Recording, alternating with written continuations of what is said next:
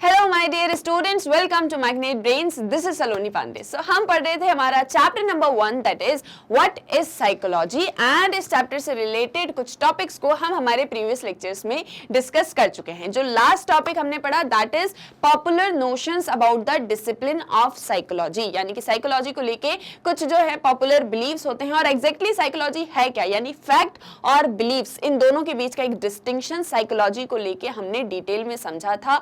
And psychology का meaning और psychology की कैरेक्टरिस्टिक्स, साइकोलॉजी में क्या पढ़ा जाता है, साइकोलॉजी में कैसे सारी चीजों को हम रिसर्च करते हैं, स्टडी करते हैं, ये सब कुछ हम हमारे प्रीवियस लेक्चर्स में डिस्कस कर चुके हैं। एंड आज के हमारे इस लेक्चर का टॉपिक है इवोल्यूशन ऑफ साइकोलॉजी, यानी कि साइकोलॉजी जो है एज अ डिसिप्लिन कैसे इवॉल्व होता है, कैसे उसका इवोल्यूशन होता है, कैसे उसका बर्थ होता है। आज आप और हम साइकोलॉजी पढ़ रहे हैं तो उसके पीछे साइकोलॉजी के मतलब जो है इवॉल्व होने का या बर्थ होने का क्या रीजन थे, क्या कारण थे, कैसे साइकोलॉजी इवॉल्व हुआ, ये सारा कुछ हम आज इस लेक्चर में डिटेल में डिस्कस करने वाले हैं। देखो, हमने अभी तक जो भी सारी चीजें डिस्कस करी कि साइकोलॉजी में माइंड को स्टडी किया जाता है, mental processes, human experiences, human behaviour कैसे स्टडी किया जाता है। साइकोलॉजी एक जो है साइंस भी कही जाती है। साइकोलॉजी को लेके बहुत सारे बिलीव्स हैं, बट एग्जैक्टली साइकोलॉजी क्या है, साइकोलॉजी एज अ डिसिप्लिन क्या एक चीज है, ये सब कुछ हमने पढ़ा। बट साइकोलॉजी का इवोल्यूशन जानना हमारे लिए बहुत ज्यादा इंपॉर्टेंट है कि साइकोलॉजी इवॉल्व कैसे होता है। तो उससे ही जो है आज हम यहाँ पर डिटेल में डिस्कस करने वाले हैं। आई होप आप सभी रेडी होंगे। बस स्टार्ट करने से पहले एक छोटा सा काम आपको करना है। क्या काम करना है? आपको एक नोटबुक और एक पेन जो है लेके बैठना है, और अगर आप बुक से पढ़ रहे हैं तो आपको एक पेंसिल लेके बैठनी है और बुक में आपको मार्क करना है, यानी कि इन शॉर्ट आपको नोट्स बनाने हैं। क्योंकि ये जो टॉपिक है, सबसे पहली चीज तो ये टॉपिक बहुत ज्यादा इंपॉर्टेंट है। इसमें से आपके क्वेश्चंस जो हैं आने वाले हैं, या तो आपका एक सब्जेक्टिव क्वेश्चन आ सकता है या ऑब्जेक्टिव में तो 101% इस टॉपिक से आपके क्वेश्चंस आएंगे ही। मतलब ये one of the most important topic है। अब क्योंकि ये जो जब हम बुक से पढ़ते हैं किसी भी टॉपिक को, जब हम रीड करते हैं तो वो एक पैराग्राफ के फॉर्म में हमें दिया हुआ होता है और हम जस्ट रीड कर लेते हैं, समझ में आ जाता है, बट हम नोट्स नहीं बना पाते। सो यहाँ पर आपको एक एडवांटेज भी है कि जैसे जैसे हम पढ़ते चलेंगे वैसे वैसे मैं आपके नोट्स बनवाती चलूंगी। कौन कौन से पॉइंट्स आपके लिए बहुत ज्यादा इंपॉर्टेंट है वो भी सारा कुछ आपको बताती हुई चलूंगी, ठीक है। सो आप क्या करेंगे, नोट्स बनाते जाएंगे उसको, तो इससे आपके एक शॉर्ट नोट्स प्रिपेयर हो जाएंगे जो आपको एग्जाम में भी हेल्पफुल होंगे और जब भी आपको इस टॉपिक को रिवाइज करना होगा तो भी आप इजीली कर सकते हो। क्लियर है? सो इतना सा काम आप कर लो। अब हम स्टार्ट करते हैं हमारे इस टॉपिक को। So psychology as a modern discipline which is influenced to a large extent by western developments has a short history. Psychology जिसे हम एक मॉडर्न डिसिप्लिन कहते हैं, या साइकोलॉजी जो कि एग्जैक्टली एक मॉडर्न डिसिप्लिन है, उसकी एक शॉर्ट हिस्ट्री रही है। मतलब कि उसका कोई बहुत लंबा सा जो है पास्ट या बहुत सारा जो है हिस्ट्री में उसके बारे में जानने को हमारे पास में नहीं है। ये डिसिप्लिन जो है ये रिसेंटली कहें या कुछ डिकेड्स पहले ही जो है इवॉल्व हुआ है, ठीक है। और इसका एक रीजन, जो एक मेन रीजन हम जो कहते हैं कि साइकोलॉजी इवॉल्व कैसे हुआ, तो उसके लिए सबसे मेन जो रीजन है दैट इज वेस्टर्न डेवलपमेंट्स।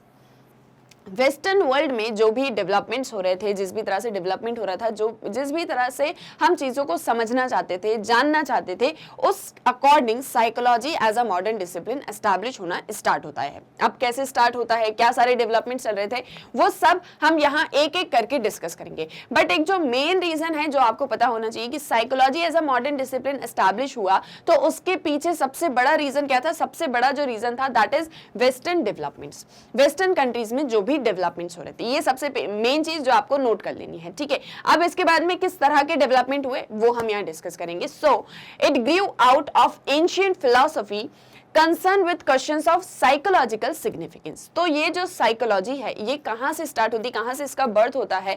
तो जो एंशिएंट फिलॉसफी है, ठीक है, फिलॉसफी के बारे में आपने सुना होगा कि हम अक्सर बहुत ज्यादा जो है फिलॉसफी करते हैं, अक्सर जो है मतलब आपने ये वर्ड सुना होगा, टर्म सुना होगा, ये भी एक डिसिप्लिन है।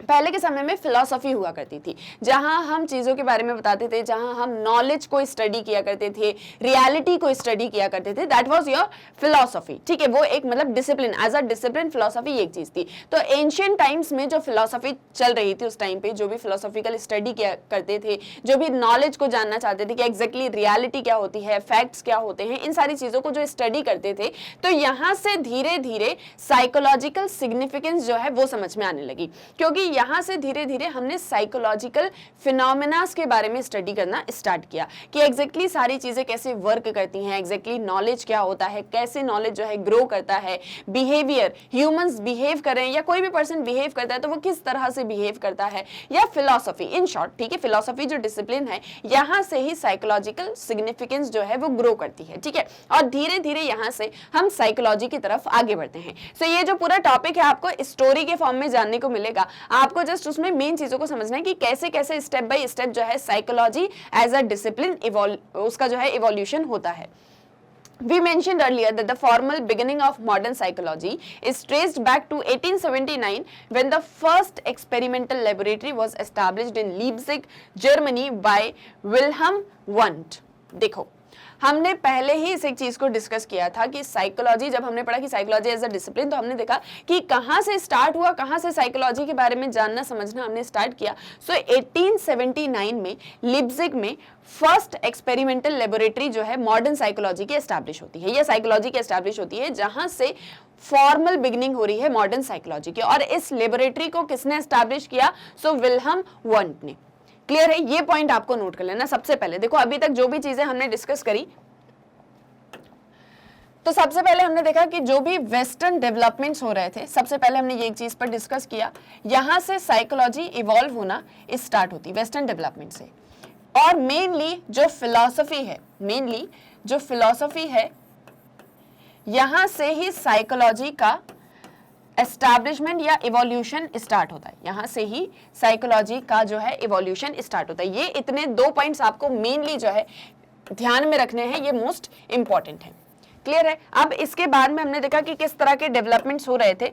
तो सबसे पहले तो लीप्जिग में फर्स्ट लेबोरेटरी जो है इसकी एस्टैब्लिश होती है, लीप्जिग में कब? 1879 में। और इसे कौन करते हैं? Wilhelm want. मैं सिर्फ यहाँ शॉर्ट फॉर्म में लिख रही हूँ, आप इसको जो है पूरा लिख लीजिएगा कि फर्स्ट लेबोरेटरी ऑफ साइकोलॉजी या first experimental laboratory Leipzig Germany 1879 Wilhelm Wundt. ठीक है, यहाँ से क्या हुआ कि सबसे पहले एक लेबोरेटरी एस्टैब्लिश हो जाती है और फॉर्मल बिगनिंग जो है मॉडर्न साइकोलॉजी की वो स्टार्ट हो जाती है।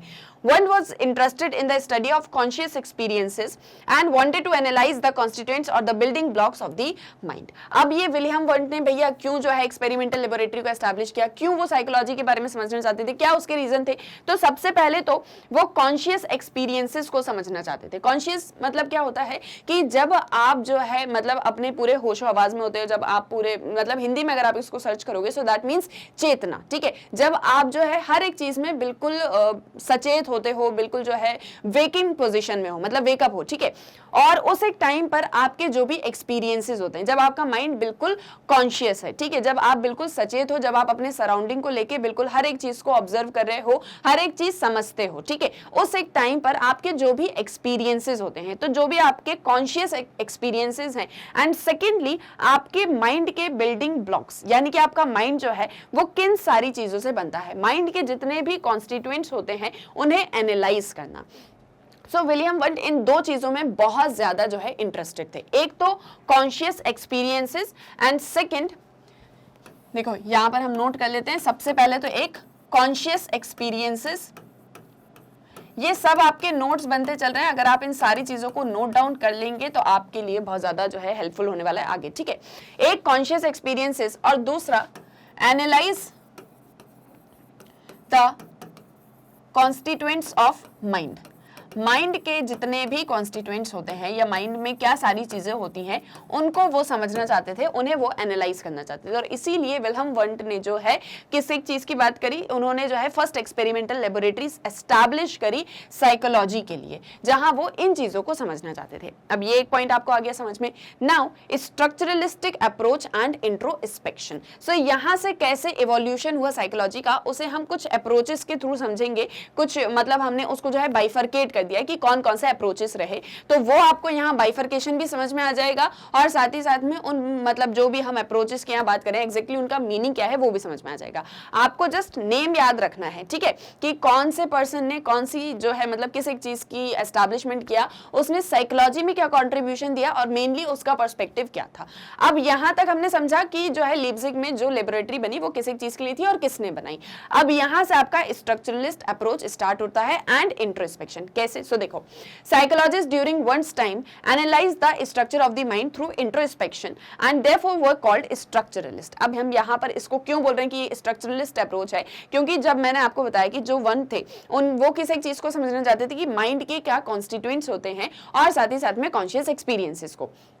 तो इनके टाइम पे जो भी साइकोलॉजिस्ट थे, जो भी साइकोलॉजी में इंटरेस्टेड थे, साइकोलॉजी को समझते थे, तो उन्होंने क्या किया, स्ट्रक्चर ऑफ माइंड को एनालाइज करना स्टार्ट किया कि माइंड का स्ट्रक्चर कैसा होता है। और ये उन्होंने किया इंट्रोस्पेक्शन के थ्रू। इंट्रोस्पेक्शन क्या है वो अभी हम समझेंगे। तो उन्होंने इंट्रोस्पेक्शन के थ्रू माइंड के स्ट्रक्चर को समझने के लिए जो है अपने पूरे मतलब बोलते ना कि सारे प्रयास किए और सारी अपनी एनर्जी लगा दी, और इसीलिए हम इसे स्ट्रक्चरलिस्ट कहते हैं, क्योंकि यहाँ पर माइंड के स्ट्रक्चर को स्टडी किया जा रहा है। सो इसीलिए इसे स्ट्रक्चरलिस्ट अप्रोच एंड इंट्रोस्पेक्शन कहा जाता है, क्योंकि माइंड के स्ट्रक्चर को इंट्रोस्पेक्शन के थ्रू समझा जा रहा है। क्लियर है? देखो एक एक करके जैसे जैसे पॉइंट समझते जाओगे ना, लास्ट तक आते आते हर एक चीज क्रिस्टल क्लियर हो जाएगी, ये इस एक चीज की गारंटी है। तो अच्छे से बस समझते चलो अभी चीजों को, जो भी मैं आपको बता रही हूँ, और नोट करते चलो, ठीक है। अब क्या हुआ कि उन्होंने कहा कि हमको माइंड को समझना है, हमको कॉन्शियस माइंड को समझना है, माइंड की कॉन्स्टिट्यूएंट्स को समझना है। तो कुछ साइकोलॉजिस्ट ने बात करी कि हम माइंड के स्ट्रक्चर को स्टडी करेंगे इंट्रोस्पेक्शन के थ्रू। और इंट्रोस्पेक्शन का मतलब क्या है? So it is a procedure in which individuals और subjects in psychological experiments were asked to describe in detail their own mental processes or experiences। Introspection एक ऐसा प्रोसीजर है, एक ऐसा जो है प्रोसेस है, जहां पर जो भी इंडिविजुअल्स होते हैं या जिनके भी ऊपर हम स्टडी कर रहे हैं, ठीक है, जो भी हम जिसके भी ऊपर हम स्टडी कर रहे हैं, जिनके भी ऊपर हम एक्सपेरिमेंट कर रहे हैं, उन्हें कहा जाता है कि आप आपके मेंटल प्रोसेसेस को या आपके जो भी आज तक एक्सपीरियंसेस रहे हैं या आप जैसा भी सोचते हो, आपके जो भी थॉट प्रोसेसेस हैं, आपके माइंड में जो भी चीजें चलती हैं, आप हमें उसे डिस्क्राइब करो, आप हमें उसे डिटेल में बताओ। जैसे फॉर एग्जांपल जस्ट सपोज मेरे ऊपर इंट्रोस्पेक्शन किया जा रहा है, तो मैं क्या चीजें सोचती हूं, मेरे क्या अपने लाइफ के प्रिंसिपल्स हैं, मैं लाइफ को किस तरह से देखती हूं, मैं चीजों को किस तरह से जो है ऑब्जर्व करती हूं, या मेरा एक नजरिया क्या है, ठीक है। मतलब मुझे मेरे माइंड में क्या सारी चीजें चलती हैं, मेरे जो भी मेंटल प्रोसेसेस हैं, मैं उन्हें उन चीजों को डिस्क्राइब करूं डिटेल में, दैट इज इंट्रोस्पेक्शन, ठीक है। सो आई होप इंट्रोस्पेक्शन का क्या मीनिंग होता है ये क्लियर हो गया होगा कि इंट्रोस्पेक्शन मतलब क्या, जहां पर एक ऐसा प्रोसेस जहां पर पर्सन से कहा जाता है कि आप अपने मेंटल प्रोसेसेस को, आप अपने एक्सपीरियंसेस को डिटेल में हमें बताओ, डिस्क्राइब करो। क्लियर है? ये इंट्रोस्पेक्शन हो गया। तो मतलब कि स्ट्रक्चरलिस्ट अप्रोच या इंट्रोस्पेक्शन में क्या होता है कि सबसे पहले तो हम स्ट्रक्चर को स्टडी कर रहे हैं, माइंड का जो स्ट्रक्चर है उसे स्टडी कर रहे हैं एंड इंट्रोस्पेक्शन के थ्रू, यानी कि उस पर्सन को ही इस एक चीज को डिटेल में हमें एक्सप्लेन करना है। However, introspection as a method did not satisfy many other psychologists। लेकिन ये जो इंट्रोस्पेक्शन की मेथड है, ये मेथड बहुत सारे साइकोलॉजिस्ट को पसंद नहीं आई। क्यों नहीं आई पसंद? So it was considered less scientific because the introspective reports could not be verified by outside observers. क्योंकि वो ये बोलते हैं, उनका ये एक वैलिड रीजन था उनका कि इंट्रोस्पेक्शन इसलिए सही नहीं है क्योंकि सबसे पहले तो ये लेस साइंटिफिक है।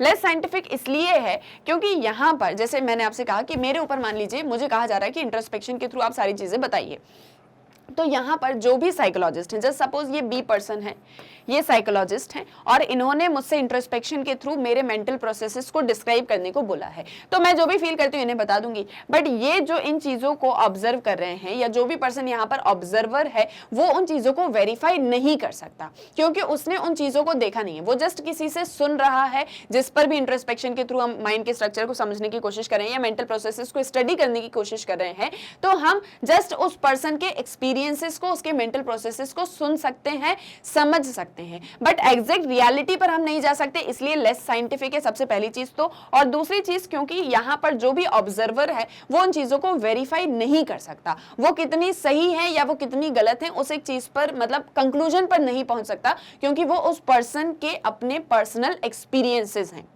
क्लियर है? आए ये भी समझ में? तो देखो अभी तक क्या एक चीज डिस्कस करी, हर एक चीज बिल्कुल आराम से शॉर्ट में पढ़ेंगे क्योंकि कोई भी स्टूडेंट ऐसा ना हो जिसके जो है सब कुछ मतलब सर के ऊपर से चला गया और कुछ भी हमको समझ में नहीं आया, ऐसा बिल्कुल भी नहीं होना चाहिए, ठीक है। सो जो भी मैं बताती चल रही हूँ उसको नोट करते हुए चलो। देखो अब यहाँ तक मैंने आपको बताया वन के बारे में कि वन जो है वो किसी चीज में इंटरेस्टेड थे। अब इनके जो सपोर्टर्स थे, ठीक है, इनके सपोर्टर्स का है या उस एक टाइम के जो साइकोलॉजिस्ट थे, उस एक टाइम के जो भी साइकोलॉजिस्ट थे, ठीक है, ये मैंने शॉर्ट में लिख दिया है, तो वो क्या एक चीज स्टडी करना चाहते थे? सबसे पहले तो स्ट्रक्चर ऑफ माइंड। क्या पढ़ना चाहते थे वो? Structure of mind and that is through introspection, through introspection. ये क्लियर है, ये आ गया यहां तक समझ में। और इसीलिए क्योंकि वो स्ट्रक्चर ऑफ माइंड को पढ़ रहे हैं एंड इंट्रोस्पेक्शन जो है टेक्निक यूज कर रहे हैं, इसीलिए इस एक पूरे जो आपका मतलब ये जो एक इवोल्यूशन हुआ है इसे हम कहते हैं स्ट्रक्चरलिस्ट अप्रोच। क्या कहते हैं? Structuralist approach and introspection. Structuralist approach and introspection, ये सिर्फ स्ट्रक्चरलिस्ट अप्रोच, ये आपको यहां तक समझ में आना चाहिए। बट अब इस स्ट्रक्चरलिस्ट अप्रोच के भी क्रिटिक्स हैं। इसके क्या क्रिटिक्स हैं? इसके क्रिटिक्स ये हैं कि ये लेस साइंटिफिक है। ये पेन को क्या हो जाता है, सो ये जो है इसके क्रिटिक्स ये हैं कि ये वाला अप्रोच लेस साइंटिफिक है, और दूसरी चीज जो ऑब्जर्वर है वो इसको ऑब्जर्व नहीं कर सकता, सॉरी वेरीफाइड नहीं कर सकता, वेरीफाइड जो है नहीं कर सकता है। ये इसके क्रिटिक्स थे। तो मतलब एक स्ट्रक्चरलिस्ट अप्रोच आया और फिर उसके क्रिटिसिज्म्स भी हमको देखने को मिल रहे हैं। तो फिर क्या हुआ उसके बाद में this led to the development of new perspective in psychology. मतलब कि एक अप्रोच आया, जैसे जैसे साइकोलॉजी के ऊपर बातें चली कि साइकोलॉजी को कैसे इवॉल्व करना है। तो पहले साइकोलॉजी आया जहां पर कहा कि भाई स्ट्रक्चर ऑफ माइंड पढ़ेंगे इंट्रोस्पेक्शन के थ्रू, लेकिन उसके क्रिटिक्स थे। तो फिर धीरे धीरे और दूसरे डेवलपमेंट्स हुए, और जो दूसरा डेवलपमेंट हुआ दैट इज फंक्शनलिस्ट अप्रोच। ये क्या है? Functionalist approach. नाम से क्या सजेस्ट कर रहा है कि फंक्शन की बात हो रही है, यहां पर फंक्शनिंग की बात हो रही है। ठीक है, कोई चीज जो है फंक्शन कर रही है उस एक चीज की बात हो रही है, मतलब फंक्शनलिस्ट अप्रोच है। सो देखो इस एक अप्रोच में क्या होता है, अमेरिकन साइकोलॉजिस्ट विलियम जेम्स, अब एक अमेरिकन साइकोलॉजिस्ट हैं William James, who had set up a psychological laboratory in Cambridge, Massachusetts. Soon after the setting of the Leipzig laboratory, developed what was called a functionalist approach to the study of human mind. American psychologist William James, इन्होंने सबसे पहले तो एक अपनी psychological laboratory खोली। कहां पर खोली? कैम्ब्रिज में खोली। लीप्जिग लेबोरेटरी पहले बनी, उसके बाद में कैम्ब्रिज में उन्होंने जो है अपनी साइकोलॉजिकल लेबोरेटरी खोली, और यहां पर उन्होंने फंक्शनलिस्ट अप्रोच डेवलप किया जहां पर ह्यूमन माइंड को स्टडी किया जाएगा। तो अब हमारे पास में आ गया सेकंड अप्रोच। ये हमने पढ़ा एक फर्स्ट अप्रोच यहां पर, that is your structural approach, and जो सेकंड अप्रोच है वो क्या है? Functionalist approach. सेकंड इसके बाद में आया क्योंकि इसके क्रिटिक्स थे, तो फंक्शनलिस्ट अप्रोच। और ये अप्रोच कौन लेके आया है? Functionalist approach. इसे लेकर आए हैं आपके अमेरिकन साइकोलॉजिस्ट विलियम जेम्स। कौन लेकर आए हैं? William James. और इन्होंने क्या किया? इन्होंने साइकोलॉजिकल लेबोरेटरी जो है, साइकोलॉजिकल लेबोरेटरी को ओपन किया कैम्ब्रिज में। और ये किस एक चीज पर स्टडी करना चाहते थे? ये स्टडी करना चाहते थे ह्यूमन माइंड के ऊपर। ठीक है, किसको स्टडी करना चाहते थे? ह्यूमन माइंड को। अब ये कैसे स्टडी करेंगे, इस एक चीज को भी हम यहाँ पर समझ लेते हैं। तो देखो ये हो गया आपका फंक्शनलिस्ट अप्रोच। रुको एक सेकंड। हाँ, अब इन्होंने किस एक चीज पर फोकस किया? ह्यूमन माइंड के ऊपर। फंक्शनिंग की हम बात करें तो इनका कहना ये था कि William James believe that instead of focusing on the structure of mind, psychology should instead study what the mind does. अभी तक हम बात कर रहे थे कि माइंड के स्ट्रक्चर को पढ़ना है, पर विलियम जेम्स ने ये कहा कि स्ट्रक्चर को पढ़ने से अच्छा है कि हम इस एक चीज पर स्टडी करें कि व्हाट माइंड डज, माइंड करता क्या है, माइंड के फंक्शंस क्या है, and how behaviour functions in making people deal with their environment. और जब हम ह्यूमंस अपने इन्वायरमेंट में होते हैं, अपनी सराउंडिंग में होते हैं, तो वो हमारी सराउंडिंग हमारे बिहेवियर को किस तरह से फ्रेम करती है, या हम किस तरह से बिहेव करते हैं अपने इन्वायरमेंट में, अपनी सराउंडिंग में। अब ये अगेन इन्होंने भी दो चीजों की बात करी। किस एक चीज की बात करी? सबसे पहले उन्होंने कहा कि हम एक तो ह्यूमन माइंड क्या करता है, व्हाट माइंड डज, इस एक चीज को हम स्टडी करेंगे। एंड सेकेंड हम स्टडी करेंगे किस एक चीज को कि जो है किस तरह से हम बिहेव करते हैं, बिहेवियर को हम स्टडी करेंगे इन आर इन्वायरमेंट। ये दो चीज उन्होंने कही कि हम इन दो चीजों को स्टडी करेंगे।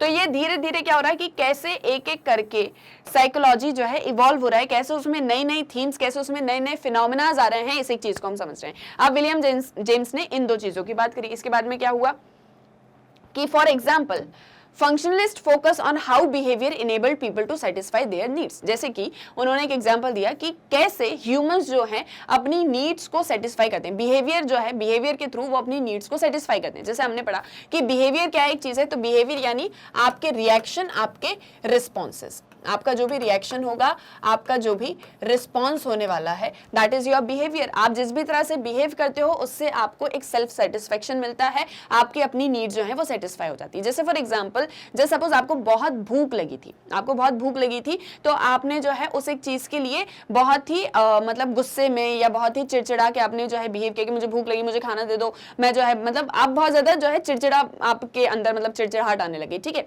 अब इसके बाद में आपको जब खाना मिल गया, ठीक है, वो आपका रिएक्शन था, आपको भूख लगी थी, आपने रिएक्शन दिया, आपको खाना मिल गया, आपने खा लिया खाना, आपकी नीड जो है, आपका एपेटाइट जो है वो सेटिस्फाई हो गया। क्लियर है? सो इस तरह से आपका जो बिहेवियर होता है वो आपकी नीड्स को सेटिस्फाई करता है। तो फंक्शनलिस्ट ने कहा कि इस एक चीज पर फोकस करो कि कैसे हमारा बिहेवियर हमारी नीड्स को सेटिस्फाई कर रहा है, हम किस तरह से बिहेव करते हैं जब हम हमारी सराउंडिंग्स में होते हैं। According to William James, consciousness as an ongoing stream of mental process interacting with the environment formed the core of psychology. William James के अकॉर्डिंग, देखो सभी जितने भी थिंकर्स होते हैं, जो भी आपके जो है ऑथर्स होते हैं, जो भी होते हैं, जैसे यहाँ पर हम साइकोलॉजिस्ट की बात करें तो सभी अपनी अपनी थ्योरी को जो है ज्यादा अच्छा बताते हैं, सभी अपनी अपनी थ्योरी को या अपने कॉन्ट्रीब्यूशन को ज्यादा जो है बढ़ चढ़ के बताते हैं। लेकिन हर एक थ्योरी की क्रिटिक्स भी होते हैं। जब हम किसी भी थ्योरी को पढ़ते हैं तो सबसे पहली चीज तो देखो, कोई भी थ्योरी आप पढ़ रहे हो, किसी के भी बारे में आप पढ़ रहे हो, तो उसमें सबसे ज्यादा इंपॉर्टेंट ये होता है कि जिस एक टाइम पीरियड में आप उसे पढ़ रहे हो, आप उस टाइम पीरियड में चले जाओ। जैसे हमने लिप्जिग लेबोरेटरी के बारे में पढ़ा, तो वो 1879 में वहां पर एस्टैब्लिश होती है, ठीक है। तो वो आपको उस एक टाइम पीरियड में जाकर ही वहां पर सोचना होगा कि जो भी चीजें चल रही थी। अब जब बाद में विलियम जेम्स आए तो आपको विलियम जेम्स के टाइम पीरियड में आ जाना है, ठीक है। अब विलियम जेम्स ये बोलते हैं कि जो हम कॉन्शियसनेस की बात कर रहे हैं कि आपकी कॉन्शियसनेस की ह्यूमन माइंड जो है वो किस तरह से वर्क करता है, कैसे मेंटल प्रोसेसेस जो है होते हैं, आपका माइंड कैसे आपके सराउंडिंग में, आपके एनवायरनमेंट में जो है वर्क करता है, जिस एक चीज पर हम फोकस कर रहे हैं। और इस कॉन्शियसनेस की वजह से ही साइकोलॉजी का जो कोर है वो एस्टैब्लिश होता है। मतलब कि विलियम जेम्स जो है दो चीजों की बात कर रहे हैं, एक तो माइंड कैसे वर्क करता है, वो उस एक चीज को आपको समझना है, तो उसके लिए आपका कॉन्शियसनेस होना बहुत ज्यादा जरूरी है। और दूसरा, आप किस तरह से बिहेव करते हो, तो आप जैसे भी बिहेव करते हो अपने एनवायरनमेंट में, तो आपके मेंटल प्रोसेसेस आपके एनवायरनमेंट के साथ में जब इंटरेक्ट करते हैं, ये दोनों चीजें जब इंटरेक्ट करती हैं, तो कॉन्शियसनेस होना बहुत ज्यादा जरूरी है। आप कॉन्शियस हो, ये एक चीज होना बहुत ज्यादा इंपॉर्टेंट है, और वो कॉन्शियसनेस ही कोर है साइकोलॉजी की। विलियम जेम्स ने क्या कहा कि ये जो कॉन्शियसनेस है, that is the core of psychology. Consciousness formed core of psychology, ये विलियम जेम्स ने कहा। तो ये एक इनकी फंक्शनलिस्ट अप्रोच हो गया, या इनका एक फंक्शनलिस्ट थ्योरी हो गया, जहां इन्होंने ये बताया कि हमको माइंड कैसे फंक्शन करता है, हम किस तरह से बिहेव करते हैं, इस एक चीज पर फोकस करने की जरूरत है, ना कि माइंड के स्ट्रक्चर को पढ़ने की जरूरत है। क्लियर है? सो ये दो अप्रोच हमने पढ़े और ऐसे ऐसे करके इवोल्यूशन हुआ साइकोलॉजी का। अब जो आपका थर्ड अप्रोच है, that is evolution of gestalt psychology. अब जो है कैसे गेस्टल्ट साइकोलॉजी जो है वो इवॉल्व होती है, इस एक चीज को हम डिस्कस करेंगे। क्या है ये गेस्टल्ट साइकोलॉजी? सो देखो, in the early 20th century, अब कहां आ गए? अर्ली 20th सेंचुरी के टाइम पीरियड में आ गए, यानी कि 1910 1920s, इस एक टाइम पीरियड में हम जो है आ चुके हैं। Early 20th century, a new perspective called Gestalt psychology emerged in Germany as a reaction to the structuralism of Wundt. Want ने जो स्ट्रक्चरलिज्म का कॉन्सेप्ट दिया था कि माइंड के स्ट्रक्चर को पढ़ना चाहिए, तो उसके रिएक्शन में जर्मनी में जो है गेस्टल्ट साइकोलॉजी इमर्ज होती है। ठीक है, ये एक चीज ध्यान में रखना है कि 20th सेंचुरी में, मान लो कभी क्वेश्चन पूछ लिया कि गेस्टल्ट साइकोलॉजी जो है कहाँ इमर्ज हुई, कब इमर्ज हुई, तो 20th सेंचुरी में और जर्मनी में ये जो है इमर्ज होती है। और ये क्यों इमर्ज होती है? तो as a reaction of Wundt's structuralism.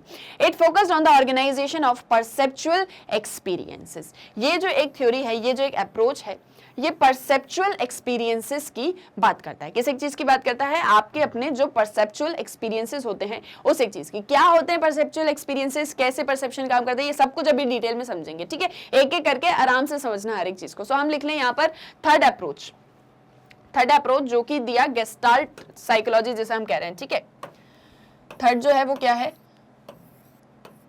Evolution of gestalt psychology. ठीक है, ऐसे प्रोनाउंस करते हैं ना इसको, गेस्टाल्ट साइकोलॉजी। और ये कब हुई, ये जर्मनी में स्टार्ट हुई 20th सेंचुरी में, ठीक है। ये हो गई आपकी 20th century, 20th century Germany.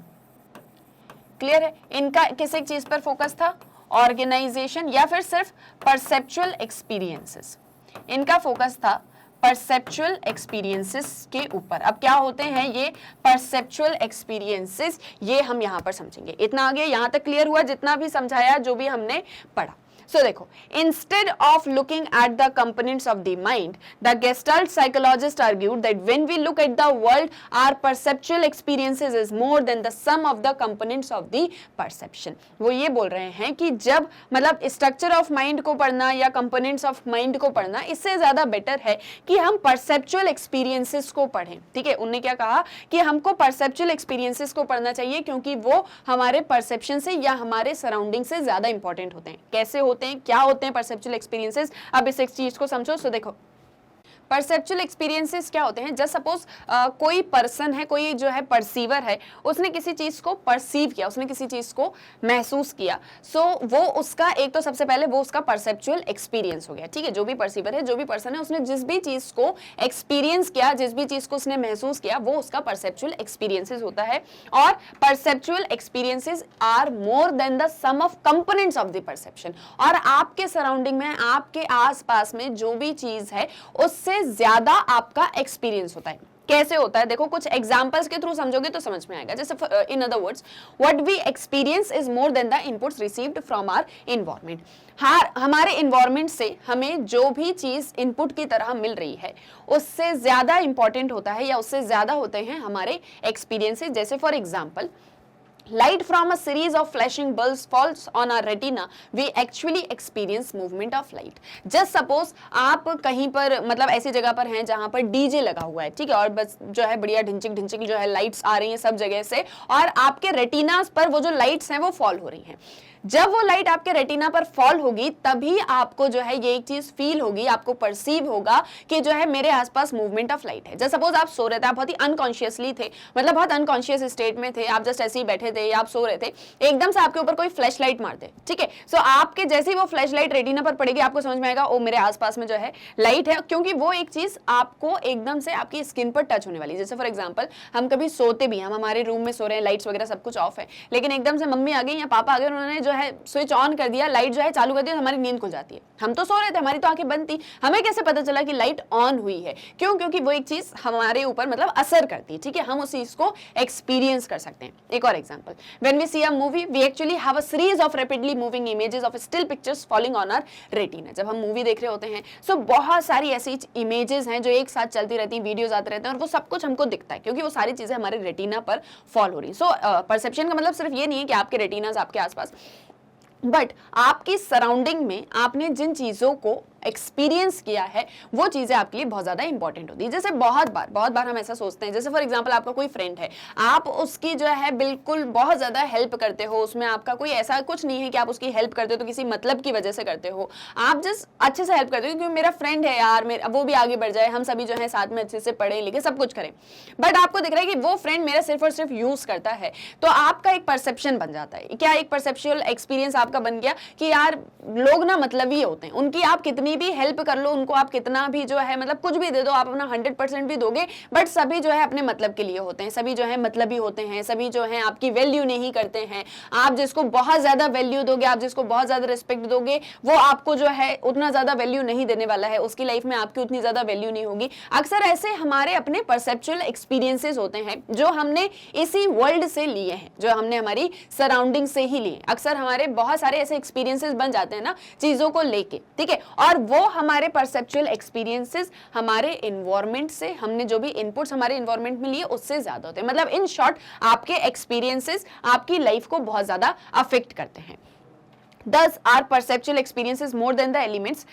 Experience is holistic. It is a gestalt. अब यहाँ पर आया important point. उन्होंने ये कहा कि perceptual experiences बहुत ज़्यादा important होते हैं, elements से ज़्यादा important होते हैं. आपके आसपास क्या चीज़ है उससे ज़्यादा important है कि आपने क्या experience किया. और experiences holistic होते हैं, मतलब वो एक बहुत ही wide scope होते हैं, बहुत ही large phenomena जिसको हम जो है मतलब सारी चीज़ों को जब एक साथ करके हम बोलते हैं तो हमारा ये जो है ये हमारा experience था. As a whole किसी चीज़ की हम बात कर रहे हैं और ये जो experience holistic होते हैं that is gestalt. अब ये जो gestalt साइकोलॉजी है इसके बारे में आप डिटेल में पढ़ोगे, परसेप्शन के बारे में आप डिटेल में पढ़ोगे जब आप चैप्टर 5 में पढ़ोगे. बट बेसिकली अगर यहां तक हमने जो भी एक चीज समझी तो गेस्टाल्ट का क्या एक व्यू पॉइंट था कि परसेप्चुअल एक्सपीरियंसेस आर और is more than your surrounding, then your surrounding और इन्वायरमेंट, जो भी जिस भी तरह से आप समझना चाहते हैं, जिस भी तरह से आप इस लाइन को नोट डाउन करना चाहते हैं. मैंने जस्ट आपको वेरी शॉर्ट में बता दिया कि गेस्टाल्ट ने ये कहा कि ठीक है हम माइंड को पढ़ते हैं, हम माइंड में क्या कंपोनेंट्स होते हैं उन सारी चीजों को पढ़ते हैं, बट उन सबसे ज्यादा इंपॉर्टेंट अगर कोई चीज है तो वो है परसेप्चुअल एक्सपीरियंसेस. ये जो सारे थॉट्स आपको यहाँ पर दिख रहे हैं, ये जो सारी चीजें यहाँ पर चल रही हैं, इनका एग्जैक्टली क्या कॉन्ट्रीब्यूशन था, क्यों हम इन्हें पढ़ रहे हैं, ये सब आपको लास्ट में समझ में आएगा. सो चिंता करने की बिल्कुल भी जरूरत नहीं है. ठीक है, अब देखो इवोल्यूशन ऑफ बिहेवियरिज्म. अब अभी तक हमने स्ट्रक्चरल पढ़ा, हमने फंक्शनलिज्म पढ़ा, हमने जो है गेस्टाल्ट के बारे में पढ़ा. अब हम पढ़ेंगे बिहेवियरिज्म. अब बिहेवियर कैसे बहुत ज्यादा इंपॉर्टेंट है. माइंड पढ़ लिया, एक्सपीरियंस पढ़ लिया, अब बिहेवियर पर आ गए. So yet another reaction to structuralism came in the form of behaviourism. Around 1910 John Watson rejected the ideas of mind and consciousness as subject matters of psychology. 1910 में क्या होता है, जॉन वॉटसन जो है वो ये जो सारे आइडियाज चल रहे थे कि हमको माइंड को स्टडी करना चाहिए, हमको कॉन्शियस माइंड को स्टडी करना चाहिए, हमको कॉन्शियसनेस को स्टडी करना चाहिए और यही सब साइकोलॉजी के अंदर पढ़ा जाता है, वो इस एक आइडिया को पूरी तरह से रिजेक्ट कर देते हैं. वो किसी चीज की बात करते हैं. He was greatly influenced by the work of physiologist like Ivan Pavlov on classical conditioning. वो बहुत ज्यादा इन्फ्लुएंस्ड होते हैं इवान पैवलोन के वर्क से, जो कि क्लासिकल कंडीशनिंग को लेके था. कैसा था, क्या काम था, क्या सारी चीजें थी, वो अब समझो. So for Watson, mind is not observable and introspection is subjective because it cannot be verified by another observer. Starting से जो हमने पढ़ा स्ट्रक्चरलिज्म से अगर हम बात करें, सो वॉटसन ये बोलते हैं कि माइंड को सबसे पहली चीज तो हम ऑब्जर्व नहीं कर सकते. ठीक है, ये किसके व्यू पॉइंट से, मैं नहीं कह रही हूँ ऐसा कुछ भी, ऐसा सब कुछ वॉटसन कह रहे हैं. तो ये धीरे धीरे आपको समझ में आएगा कैसे इवोल्यूशन हुआ. सो वॉटसन ये बोलते हैं कि माइंड सबसे पहली चीज तो ऑब्जर्व नहीं की जाती. दूसरी चीज, आप इंट्रोस्पेक्शन की बात करें तो इंट्रोस्पेक्शन सब्जेक्टिव है, माइंड ऑब्जर्व नहीं किया जा सकता. और इंट्रोस्पेक्शन के थ्रू जो हमने सोचा था कि हम माइंड में क्या सारी चीजें होती हैं उसको समझ लेंगे, माइंड का स्ट्रक्चर क्या होता है उससे समझ लेंगे, तो इंट्रोस्पेक्शन सब्जेक्टिव है. मतलब वो किसी पर्सन के बारे में हो सकती है, उस पर्टिकुलर पर्सन के बारे में हो सकती है और हम इसे वेरीफाई नहीं कर सकते क्योंकि इन जनरल क्या सारी चीजें चल रही हैं वो तो हमें पता ही नहीं. जैसे मैंने आपको स्टार्टिंग में ऑब्जेक्टिव और सब्जेक्टिव का एक डिस्टिंक्शन बताया था कि ऑब्जेक्टिव जो चीज इन जनरल हमको दिख रही है, बट हम सब्जेक्टिव जब हो जाते हैं तो हम उस पर्सन की या किसी पर्सनल की या पर्टिकुलर में कुछ एक चीज की बात करने लग जाते हैं. जैसे इंट्रोस्पेक्शन सब्जेक्टिव है. इंट्रोस्पेक्शन में हमने क्या एक चीज समझी कि जो भी हमारा सब्जेक्ट होगा, जिस भी पर्सन पर हम जो भी इंडिविजुअल पर हम जो है रिसर्च करना चाहते हैं, हम उससे पूछेंगे, उसको बोलेंगे कि आप डिस्क्राइब में अपने मेंटल प्रोसेसेस को बताओ. तो वो तो उस पर्सनल की बात होगी ना, वो तो इन पर्टिकुलर हो गया, बट इन जनरल क्या सारी चीजें होती है, माइंड कैसे वर्क करता है, ये तो हमें समझ में ही नहीं आया और ना ही उस एक चीज को हम वेरीफाई कर सकते हैं कि ये पर्सन सही बता रहा है या ये पर्सन झूठ बता रहा है. क्लियर है. तो उन्होंने सबसे पहले कहा कि माइंड ऑब्जर्व नहीं किया जा सकता और इंट्रोस्पेक्शन सब्जेक्टिव है. According to him scientific psychology must focus on what is observable and verifiable. उन्होंने ये कहा कि अगर हमको साइंटिफिक साइकोलॉजी की तरफ बढ़ना है, अगर हम कहते हैं कि साइकोलॉजी एक साइंस है जहां हम चीजों को साइंटिफिकली स्टडी करेंगे, तो उसके लिए वो चीजें जिस भी चीज पर हम फोकस करें वो ऑब्जर्वेबल होनी चाहिए और वेरीफाइबल होना चाहिए, जिसे हम ऑब्जर्व कर सकें, जिसे हम वेरीफाई कर सकें. क्लियर है. सो इस एक चीज की उन्होंने बात करी, इसको भी जो है हम नोट डाउन कर लेते हैं. That is the evolution of behaviourism, 1910 John Watson. देखो, सो ये हैं आपके कौन से, फोर्थ हैं, है ना. फोर्थ हो गए आपके बिहेवियरिज्म या इवोल्यूशन ऑफ बिहेवियरिज्म, जहां पर हम डिस्कस कर रहे हैं किसके बारे में, जॉन वॉटसन 1910. ये सब नोट कर रहे हो ना मेरे साथ में. सो देखो, हाँ अब आगे 1910 जॉन वॉटसन, इन्होंने बात करी किस एक चीज की कि मतलब माइंड जो है वो ऑब्जर्वेबल नहीं है. सबसे पहले तो mind is not observable, and secondly introspection is subjective. Introspection is subjective. thirdly उन्होंने क्या कहा कि साइकोलॉजी कैसी होनी चाहिए? So scientific psychology needs to be scientific psychology and it needs to be observable and verifiable. Observable and verifiable. ये दो चीज अगर आपको दिख रही हैं किसी भी ऑब्जेक्ट में, ये दो चीजें आप प्रैक्टिस कर सकते हो, तो वो साइकोलॉजी आपकी साइंटिफिक साइकोलॉजी कहलाएगी, तभी वो साइंटिफिक हो पाएगी. क्लियर है? ये भी आ गया यहां तक समझ में.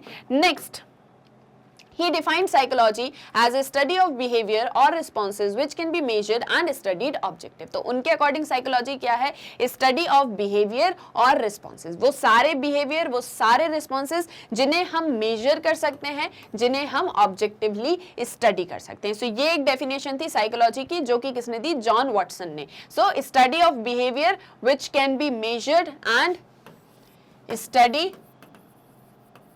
Of behavior that can be measured and objectively. और जो ऑब्जेक्टिव है या ऑब्जेक्टिवली हम उस एक चीज को मेजर कर सकते हैं, that is your psychology according to whom? John Watson. Behaviorism of Watson was further developed by many influential psychologists who are known as behaviorists. और जब साइकोलॉजी की इस एक तरह की डेफिनेशन जॉन वॉटसन ने दी, इस एक तरीके का बिहेवियरिज्म अप्रोच उन्होंने बताया, तो इसके बाद में बहुत सारे ऐसे साइकोलॉजिस्ट थे जो इस एक अप्रोच की तरफ बहुत ज्यादा जो है मतलब वो हो जाते हैं, क्या बोलते हैं, इंटरेस्टेड हो जाते हैं या बहुत ज्यादा अट्रैक्टेड हो जाते हैं, और फिर उसके बाद में वो भी जो है अपना कॉन्ट्रीब्यूशन इसमें देते हैं, जिसमें मोस्ट प्रोमिनेंट है स्किनर का कॉन्ट्रीब्यूशन. स्किनर जो है बिहेवियरलिज्म को या बिहेवियरिज्म को बहुत सारी सिचुएशंस में, बहुत सारे अप्रोचेस में अप्लाई करते हैं. हम स्किनर के बारे में वापस से मतलब लेटर इसी टेक्स्ट बुक में और डिटेल में डिस्कस करेंगे कि स्किनर ने क्या सारे पॉइंट्स दिए. सो although behaviourist dominated the field of psychology for several decades after Watson.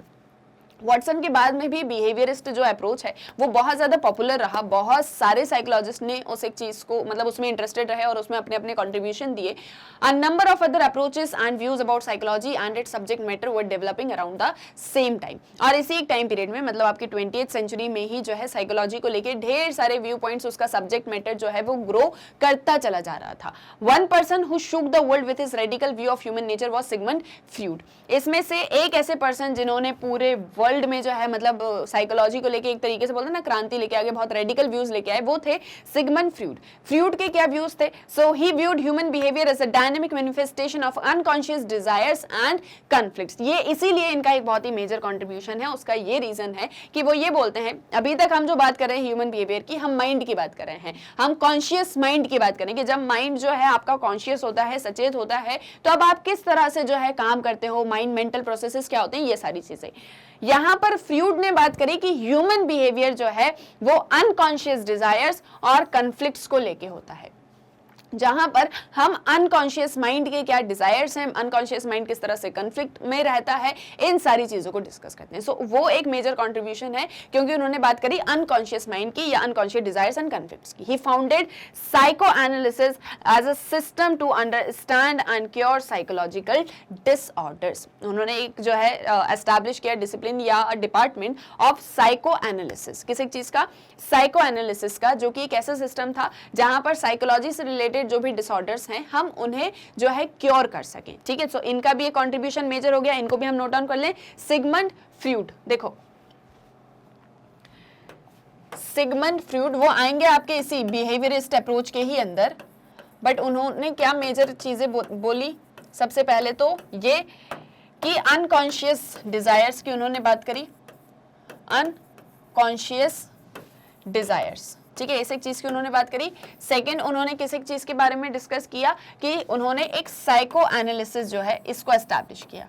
Psycho analysis यहाँ पर उन्होंने कहा कि जो भी डिसऑर्डर्स होंगे, साइकोलॉजिकल डिसऑर्डर्स होंगे, हम उन सभी को क्योर करने वाले हैं। तो ये जो है एक मेजर कंट्रीब्यूशन हमको देखने को मिल रहा है किसका, सिगमंड फ्रॉइड का। और इन्होंने भी ह्यूमन बिहेवियर को ही स्टडी किया। किसे स्टडी किया? इन्होंने भी ह्यूमन बिहेवियर को ही, बट अनकॉन्शियस डिजायर्स को स्टडी किया। उन्होंने ह्यूमन बिहेवियर को ही किया, बट जो अनकॉन्शियस डिजायर्स होते हैं, जो अनकॉन्शियस कॉन्फ्लिक्ट्स होते हैं, उस एक चीज के बारे में डिस्कस किया फ्रॉइड ने। और क्या उनके जो है यहाँ पर कंट्रीब्यूशन रहे या मेन क्या क्या पॉइंट्स रहे, सो देखो, while Freudian psychoanalysis viewed human beings as motivated by unconscious desires for gratification of pleasure seeking desires। Freud ने ये कहा कि जो उन्होंने मतलब जो साइकोएनालिसिस उन्होंने बताया था उसमें उन्होंने ये कहा कि ह्यूमन बींग्स जो होते हैं वो अपने अनकॉन्शियस डिजायर से बहुत ज्यादा मोटिवेटेड होते हैं। मतलब कि जब उनका माइंड अनकॉन्शियस होता है, जब वो सारी चीजों में मतलब बिल्कुल वो ऐसा बोलते हैं ना कि बिल्कुल सचेत नहीं होते, जस्ट सारी चीजें समझ में नहीं आ रही हैं, but exactly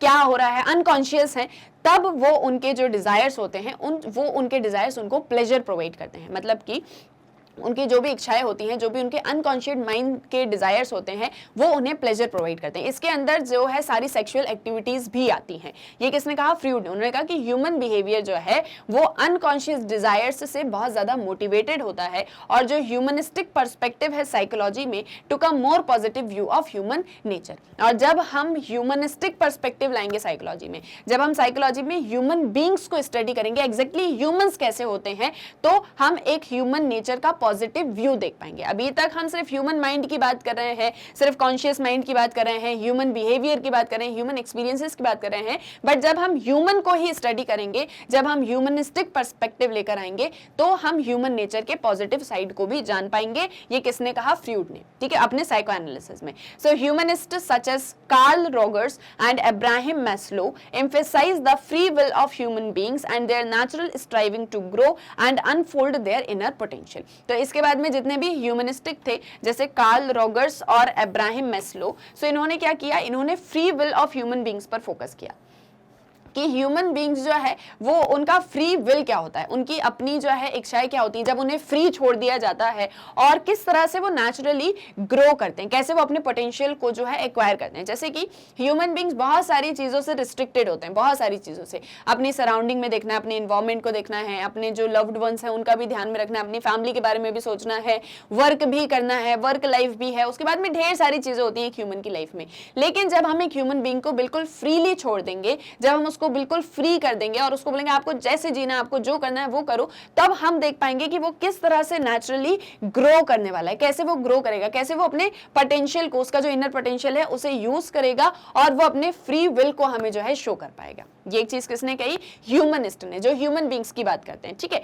they argued that behaviourism with its emphasis on behaviour as determined by environmental conditions undermines human freedom and dignity and takes a mechanistic view of human nature. वो ये बोलते हैं कि बिहेवियरिज्म किस एक चीज की बात करता है कि ह्यूमन बिहेवियर को हमको स्टडी करना चाहिए, और ह्यूमन बिहेवियर को हमको स्टडी करना चाहिए उसकी सराउंडिंग में, कि जो भी उसका एनवायरमेंट है, जो भी उसकी सराउंडिंग है, वो उसमें उस इन्वायरमेंटल कंडीशंस में किस तरह से बिहेव करता है। जैसे फॉर एग्जांपल कोई पर्सन है जो बहुत ही फैमिलियर है, मतलब अपनी फैमिली को लेके बहुत ही ज्यादा जो है वो बोलते हैं ना डेडिकेटेड है, बट उसको उसके बाद में जो है जॉब भी करनी होती है, और उस जॉब के साथ में उसकी अपनी फैमिली की रिस्पॉन्सिबिलिटीज को भी वो झेल रहा है, अपने वर्क में या उसकी जो वर्क लाइफ है उसमें भी उसको बहुत ज्यादा स्ट्रेस है, और इतनी सारी चीजों को वो हैंडल करता है। फिर हम उसके बिहेवियर को स्टडी करें, अगर तब हम उसके बिहेवियर को स्टडी करते हैं तो उसकी एक फ्रीडम, उसकी एक डिग्निटी, हम इन सारी चीजों को ऑब्जर्व नहीं कर पाते, क्योंकि हमने उस पर्सन को यहां पर क्या कर दिया? रिस्ट्रिक्ट कर दिया। अब जब हम उस पर्सन को रिस्ट्रिक्ट कर देंगे तो वो खुल के जो है बाहर नहीं आ पाएगा, वो जो है अच्छे से ओपन नहीं हो पाएगा। जैसे आप ही हो, आपके ऊपर ढेर सारे रिस्ट्रिक्शंस लगा दिए जाए, आप स्कूल में जाते हो या आपके घर में ढेर सारे रिस्ट्रिक्शंस लगा दिए जाए कि आपको जो है इतने बजे से इतने बजे तक ही बस खेलने जाना है,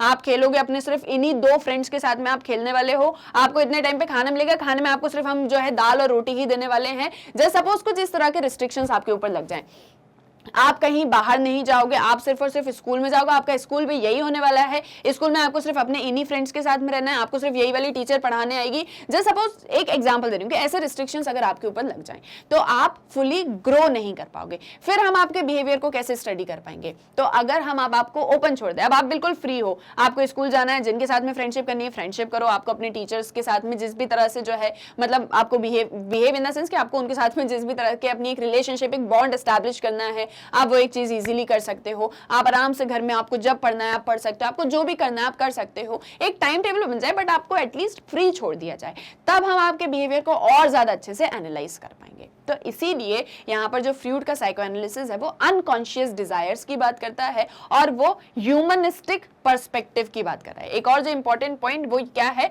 कि ह्यूमनिस्टिक पर्सपेक्टिव, ह्यूमनिस्टिक पर्सपेक्टिव को जब हम फोकस में लेंगे तब हम ह्यूमन नेचर को और ज्यादा अच्छे से समझ पाएंगे। क्लियर है? ये भी आया यहाँ तक समझ में कि सिगमंड फ्रूड के जो है क्या सारे मतलब उनके अपना क्या व्यू पॉइंट था साइकोलॉजी को लेकर और उन्होंने किस तरह से एक बहुत ही मेजर जो है अपना कंट्रीब्यूशन दिया साइकोलॉजी के अंदर। बिहेवियरिज्म जो टाइम चल रहा था उसी एक टाइम पीरियड में। Now these different approaches filled the history of modern psychology and provided multiple perspectives to its development. और ये जो डिफरेंट अप्रोचेस हैं इससे क्या हुआ कि जो पूरा हिस्ट्री है मॉडर्न साइकोलॉजी का वो भर गया। मतलब आज आप जितनी भी सारी चीजें पढ़ रहे हो, आप जितने भी अभी थॉट्स पढ़ रहे हो, जो भी आपने सारे आइडियाज पढ़े यहाँ पर जितने भी साइकोलॉजिस्ट थे उनके, इससे ही मॉडर्न साइकोलॉजी ग्रो हुआ है और इसी के थ्रू हमें साइकोलॉजी में ढेर सारे पर्सपेक्टिव मिले जिसे हम पढ़ सकें। जैसे हमने यहाँ जो भी सारी चीजें डिस्कस करी, अगर एक बार उसको सारा कुछ हम एनालाइज करें कि हमने जो भी पढ़ा है, जो भी हमने देखा है, तो सबसे पहले हमने देखा कि एक तो स्टडी ऑफ माइंड या मेंटल प्रोसेसेस, ठीक है, एक तो स्टडी ऑफ क्या हो गया, माइंड हो गया या फिर मेंटल प्रोसेसेस हो गए। अब इस माइंड को हम जो है मतलब जो भी आपने पढ़ा अगर उस सारी चीजों को हम सम अप करें तो एक तो आपका कॉन्शियस माइंड होता है और दूसरा आपका कौन सा हो गया, दूसरा हो गया आपका अनकॉन्शियस माइंड। इन चीजों को हमको स्टडी करना है, ठीक है। दूसरा हमने देखा कि परसेप्चुअल एक्सपीरियंसेस को भी आप स्टडी कर सकते हो, ठीक है।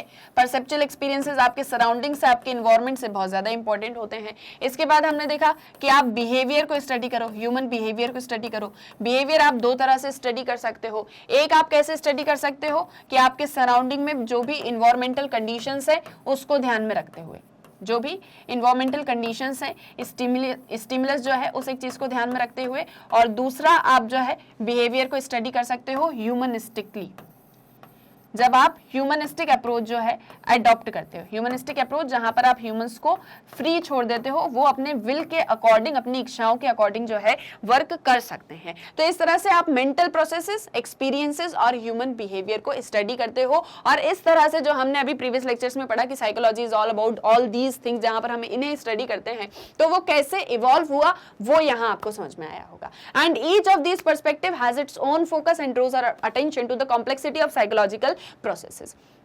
ये सारे पर्सपेक्टिव हमें साइकोलॉजिकल कॉम्प्लेक्सिटी के बारे में बताते हैं, ये साइकोलॉजिकल प्रोसेसेस कितने कॉम्प्लेक्स होते हैं। कुछ ऐसे प्रोसेसेस हैं, कुछ ऐसे अप्रोचेस हैं जो कि बहुत ज्यादा, जिनमें बहुत ज्यादा स्ट्रेंथ है, कुछ ऐसे हैं जो बहुत ज्यादा वीक है, मतलब जो हमारे लिए बहुत ज्यादा यूजफुल हैं, कुछ ऐसे भी हैं जो हमारे लिए बहुत ज्यादा यूजफुल नहीं भी हैं। Some of these approaches have led to further developments in the discipline। और जब ये अप्रोचेस चलते रहे तो फिर और भी ढेर सारे जो है नए नए अप्रोचेस आना स्टार्ट होते हैं इस एक डिसिप्लिन के अंदर। जैसे aspects of gestalt approach and structuralism were combined and led to the development of the cognitive perspective which focuses on how we know about the world. जब गेस्टाल्ट अप्रोच स्टार्ट होता है, स्ट्रक्चरलिज्म, ये जो सारे approaches चलते रहते हैं तो उससे एक और नया पर्सपेक्टिव जो है वो डेवलप होता है, दैट इज कॉग्निटिव पर्सपेक्टिव, जहां पर हम फोकस करते हैं कि हम वर्ल्ड के बारे में कैसे जानते हैं, how we know come to know about the world. इस एक चीज को हम पढ़ते हैं कॉग्निटिव पर्सपेक्टिव में साइकोलॉजी की। अब यहां पर समझोगे कॉग्निटिव पर्सपेक्टिव को। सो देखो, कॉग्निशन मतलब क्या हो गया, प्रोसेस ऑफ नोइंग, जहां आप चीजों को समझते हो, जानते हो। तो कॉग्निशन के अंदर क्या क्या सारी चीजें आती हैं, सबसे पहले तो थिंकिंग, जब आप सोच रहे होते हो, ठीक है, जो भी आप सोच रहे हो, जो भी आप रिकॉग्नाइज कर रहे हो, आप चीजों को जब समझते हो, ठीक है, जब आप चीजों को अंडरस्टैंड करने लग जाते हो। जैसे मैं आपको बोल रही हूँ, मैं आपको पढ़ा रही हूँ, मैं आपको जो भी चीज समझा रही हूँ, आप उस एक चीज को अगर समझ रहे हो, सो मतलब वो कौन सी एक्टिविटी हो रही है, वो कॉग्निशन हो रहा है, दैट मीन्स योर कॉग्निशन, ठीक है। परसीविंग, जहां आप चीजों को परसीव कर सकते हो, महसूस कर सकते हो, समझ सकते हो, फील कर सकते हो। मेमोराइजिंग, आप चीज़ों को ध्यान में रख सकते हो, ठीक है। मेमोराइज करना, चीज़ों को ध्यान में रखना, जैसे आपके एग्जाम्स होते हैं तो आप जो है कॉन्सेप्ट्स को याद कर लेते हो, समझ लेते हो, जो भी करते हो तो उन चीज़ों को आप ध्यान में रखते हो, वो आपकी मेमोरी में रहते हैं, that is your memorising. Problem solving, जहाँ जो भी प्रॉब्लम है आप उसको सॉल्व कर सकते हो, आपका माइंड जो है मतलब वो बड़ा ही शार्प है, आप चीज़ों को समझ पा रहे हो, आप उनको जो है रिकॉग्नाइज कर पा रहे हो, आप प्रॉब्लम्स को सॉल्व कर पा रहे हो। And a host of other mental processes by which our knowledge of the world develops, और ढेर सारे ऐसे प्रोसेसेस जिसके थ्रू हम इस वर्ल्ड को समझते हैं, ठीक है। आप सोचते हो, समझते हो, जब चीज़ों को मेमोराइज करते हो, जब ये सारी चीज़ें होती हैं तभी तो आप अपने सराउंडिंग में अपने वर्ल्ड को समझ पाते हो, अपने इन्वायरमेंट को, अपने आसपास में जो भी सारी चीज़ें हैं उसको आप समझ पाते हो। तभी समझ पाते हो जब कॉग्निशन प्रेजेंस होता है, ठीक है। जब कॉग्निशन होगा, तो कॉग्निशन क्या है, एक प्रोसेस है जहाँ ये सारी चीज़ें होती हैं। तो अगर आप ये सारी चीज़ें कर पा रहे हो, सो दैट मीन्स वो कौन सा प्रोसेस हो रहा है, दैट मीन्स कॉग्निशन हो रहा है। And making us able to deal with in specific ways, और हमारे आसपास में जो भी सिचुएशंस होंगी हम उससे किस तरह से डील करने वाले, that all is your cognitive perspective of psychology. Some cognitive psychologists view the human mind as an information processing system like the computer.